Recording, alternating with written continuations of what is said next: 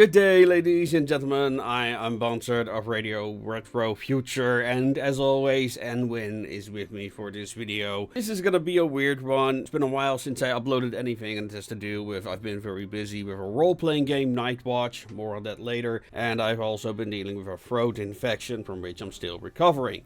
In my university days, I studied medieval history and the Dutch Revolt, so I know a thing or two about early nation building.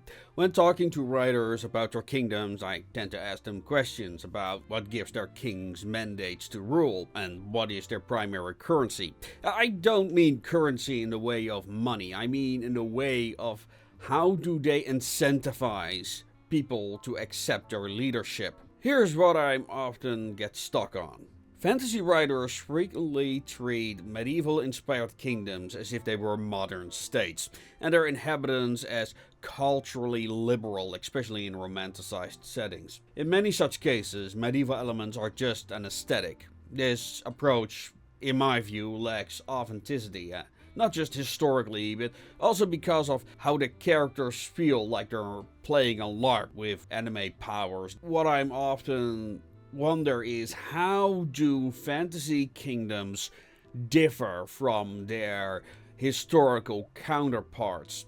So I guess the main question of this video is, how would fantastical elements affect, well, in this case, statecraft? Overall, I'm not a fan of magic in most settings. One, I don't like power fantasies, and two, they are made in such a technocratic way it doesn't feel like magic, but rather like a science exploring quantum mechanics, electroengineering, or AI development.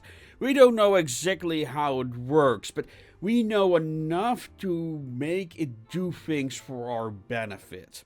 That said, it's a trope that readers come back for, at least I assume. Regardless, you cannot argue with success. On the high concept side of things, if magic is relevant for this particular society, it's usually done from a haves versus have-nots framework as a kind of class allegory. Rarely do these settings address the actual challenges that pre-industrial kingdoms have to deal with. Originally, when I started writing this script, I wanted to address why medieval kingdoms fail, but then I began to consider how fantasy kingdoms would overcome these issues. This sent me on something of a rabbit hole, and I may have discovered what could be the most powerful type of wizard. Well, powerful not in a brute force kind of way, but how they'd become such an essential link within the social and political fabric of society no one could do without them. So yeah, if this video takes a bit of a turn from the historical into the realm of fiction, that is why. Now, before we begin, don't forget to like and subscribe to please the algorithm. And with that disclaimer out of the way, let's begin. Let's take a step back first and explore what a kingdom really is and how it functions. In the typical fantasy model, most worlds I've seen follow this pattern. There's a king, there's his court, an army, and a government that either oppresses or defends its people, and peasants who are either oppressed, victimized, and have very little agency. This setup is often justified by endless diatribes about wars between sorcerers and dragons, and century-long conflicts that somehow could be economically sustained, while one of our greatest military powers today can barely supply a proxy war. But I digress. If we look at actual medieval kingdoms, like any form of social hierarchy, power structures adapt to changing circumstances. Nothing changed these power dynamics more than the fall of the Roman Empire that started off the medieval age as we call it today. Various kingdoms were led by tribal chieftains in that period. Power centered around a chieftain's family and allied clans, often united through marriage. However, if the chieftain died or the alliances fractured, leadership crises broke out, often resulting in civil wars. Militaries at the time were small and personal. Essentially, you had a kingdom, his family, allied families, and a bunch of household troops, In the north of Europe, these were called carls or house carls. And when Vikings went on raids, they'd bring the local villagers, each paying for their own gear and a promise for a share of the spoils. Now, this is no military tutorial. The point is that unlike modern states, kingdoms such as these were held together by family ties. Their militaries were motivated by personal gain and the acquisition of wealth. Which sounds fine in theory, but this becomes a problem if you're on the defensive. Yes, the winners still get to loot all the bodies, but in a defensive victory, there is no territorial gain, so there is no land to divide among the victors. It's like a family argument over the best slice of turkey, except that everyone was armed with swords and shields, and any statement made at the table could reopen long-standing family grievances. Therefore, perpetual war wasn't just common, it was crucial for stability. So, how did that change? When people think about the Middle Ages, immediately the image of either Vikings come to mind or armored knights. But rarely do we discuss how knighthood came about. And that's a shame, because it's the heart of feudal organization. But also its creation wasn't because of inside forces, it was because of those without. Kings are more than guys in heavy armor. More importantly, that armor is very expensive. At the dawn of the 7th century, it was reserved for kings and maybe their personal retinue. War in medieval Europe was small scale, so massed heavy cavalry wasn't required. But what if you face a new opponent who can deploy cavalry at large scales? And that is exactly what happened in the 7th century, when the Islamic Caliphates invaded Spain. Their warfare was fueled by religious ideology. They considered fighting non-believers a reward into itself. Moreover, the Caliphates valued bureaucracy. More on that later. After the invasion of Spain, Christian kingdoms grew nervous. You see, defensive wars tended to trigger civil wars. There had to be an incentive to make men fight without relying solely on spoils. Gold economy and taxations were nascent or non-existent. But kings had one single value. That being land, the one true valuable commodity in an agrarian economy. It was Martel who created the institution of knighthood. Soldiers pledged their fealty to the king in exchange for a life lease on land. Peasants on that land paid the knight in food, which he used to feed his household, horses, and buy armor. In return, the knight protected the peasants and administered justice on behalf of the king. Similar arrangements apply to administrators and clergy. It is kind of the precursor of Western bureaucracy, in which everybody wins. In theory. There is more nuance. Different types of knights and titles like counts, barons emerged. Titles linked to the land itself, and that's why there will always be a Count of Holland or a Bishop of Utrecht. This system ensured permanence. You'd plead fealty to the Count of Holland, regardless of who he was. Like in the army, you salute the rank, not the man. Originally, these ranks were granted to an individual, not the family. That wouldn't last, however, and before long, they were passed from father to son. Remember, the title was supposed to come with the land, not the bloodline. Now, we touch upon a problem that plagued all governments until the invention of wireless communication. The larger and more rural an empire, the harder it is to govern. All communication was by letter, which were often sent 3 times to ensure arrival. Messenger pigeons were sometimes used, but there's a limit to their usefulness, and they could be intercepted or killed, like any man. The romantic idea of Camelot's king lounging on a throne is mainly inspired by the later Versailles. In reality, kings and their courts were constantly on the move. Writers, pay attention. This is the Hunt of the Unicorn tapestry, created in the late 1400s by the Burgundian court. A court that was always on the move. Tapestries like these decorated tents' interiors or a king's quarters when visiting a patron's castle, essentially creating a mobile throne room.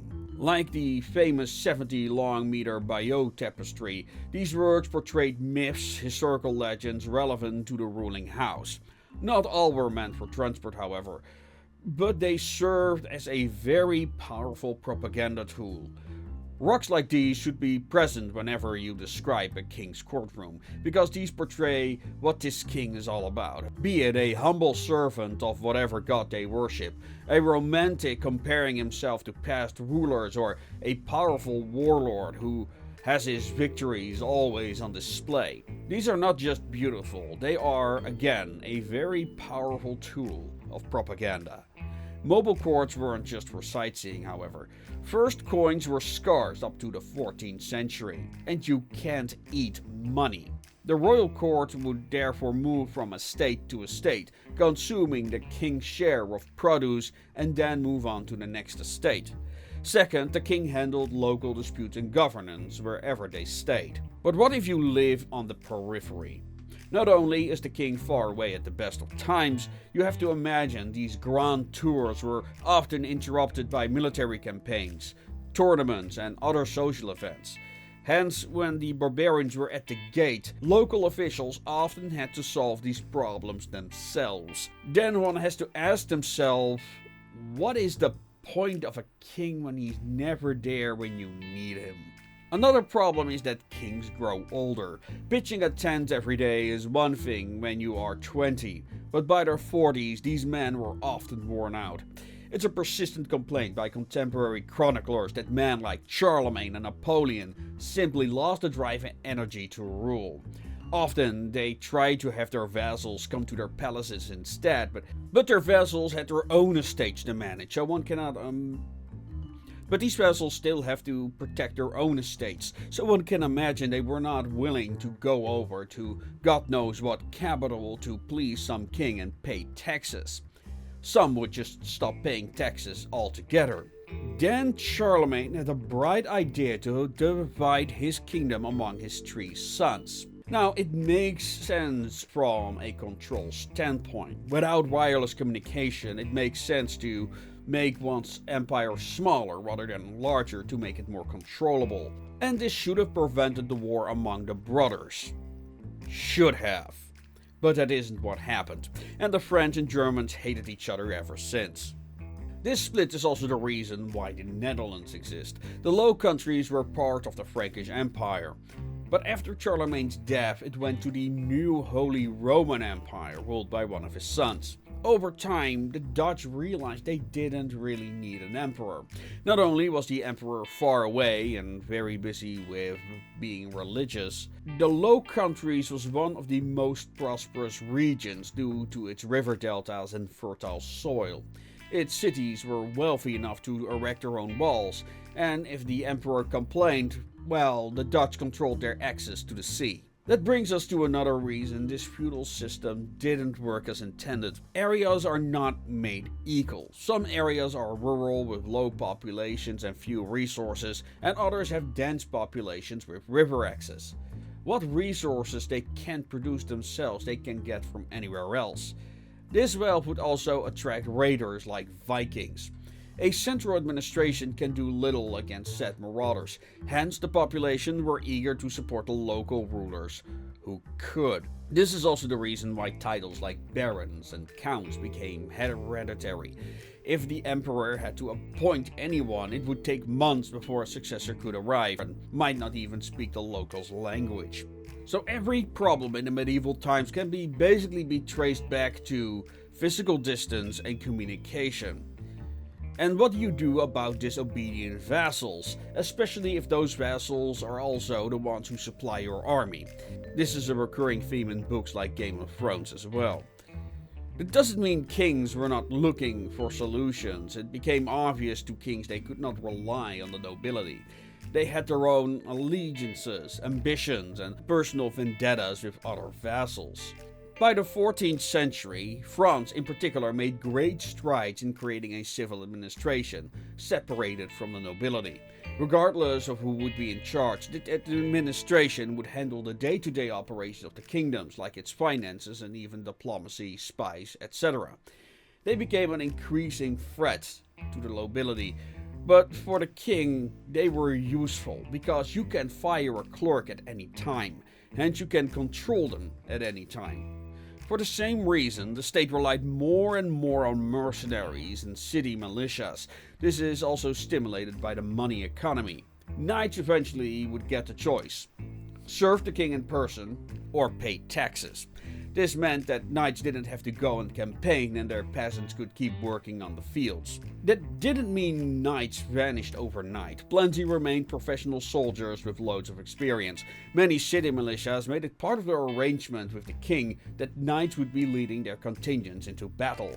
Militias, after all, were just citizens with pointy sticks with a normal day job to get back to. Leaders, they were not. But I've been ranting for quite a while now, which makes you wonder, what does any of this have to do with wizards or magic? Because D&D and anime has such a massive influence on the fantasy genre today, magical power is often considered a matter of personal strength. Who can cast the biggest fireballs, create the biggest explosions, summon elder gods, etc. But how useful are such individuals to society? The reason why you want powerful wizards is because the other guy has them. But if that's not the case, do such individuals have value? Or are they a liability?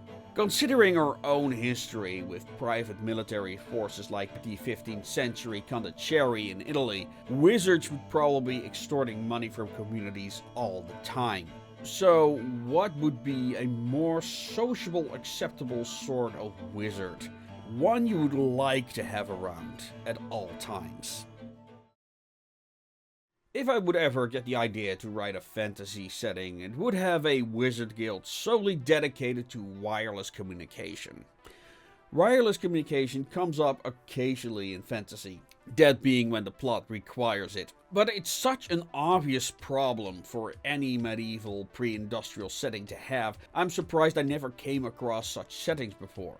None that made the mainstream, at least. Terry Pratchett discusses the subject of wireless communication in Going Postal. In this scenario, the protagonist must run a postal office that can compete with a so-called Grand Trunk Clank system, kinda like a light-based semaphores.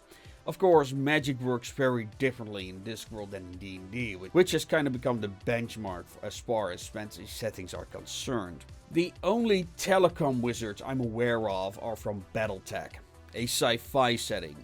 Comstar is a corporate cult running an interstellar communication network based on technology from a bygone era. Without them, no communications would be possible, making them the most powerful group in this universe that everyone depends on. Without them, every empire in this universe would crumble.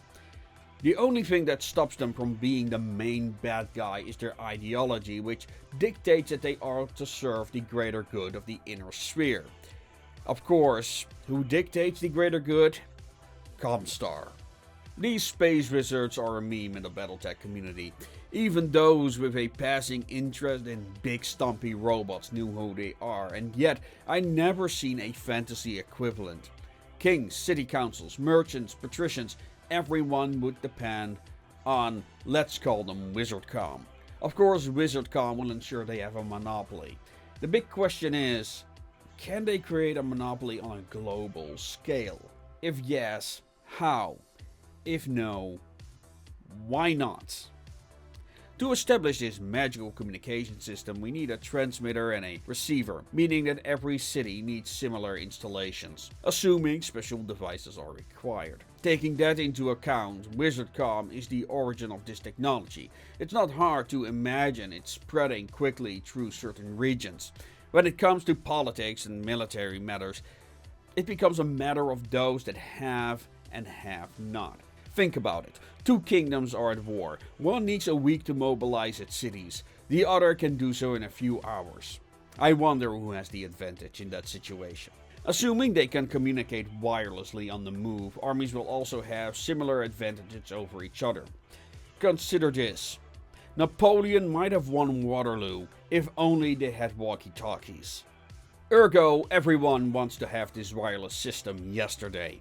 To ensure compliance, WizardCom will have to make demands, like nobody else is allowed similar magic in their district. And so will any ruler. They'll ensure no disloyal subjects will be able to use their services. Anyone doing so without official approval will be severely punished. After all, who knows what kind of treasonous acts they might be committing.